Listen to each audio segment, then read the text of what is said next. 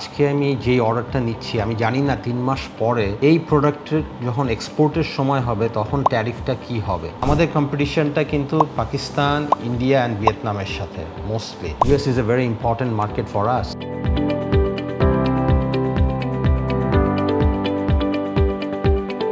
এই মুহূর্তে বিজনেসম্যানদের জন্য এটা একটা ডিফিকাল্ট টাইম, বাট প্রত্যেকটা আনসার্টেনিটির পিছনেই একটা অপরচুনিটি থাকে। আমাদের জন্য একটা থ্রেট।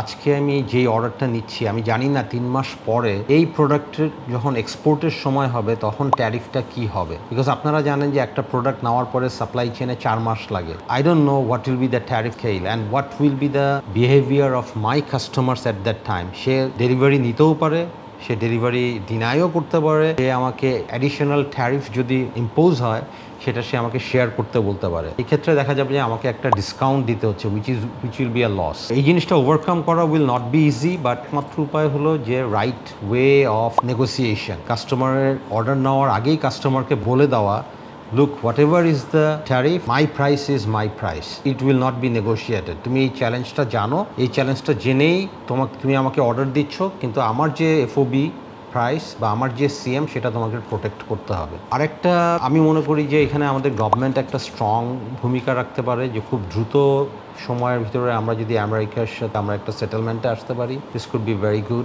আনসার্টেনিটিটা চলে যাবে, because US is a very important market for us. আমাদের দেশে যে 10 to 15% অর্ডার বা 18% অর্ডার আমেরিকা থেকে প্লেস হয়, এটা তো আমরা ওভারনাইট রিপ্লেস করতে পারবো না। আর এমন কোনো মার্কেট নাই যেই মার্কেট ওভারনাইট আমেরিকান মার্কেটের ক্যাপাসিটিটা নিয়ে নিতে পারবে। That's the problem.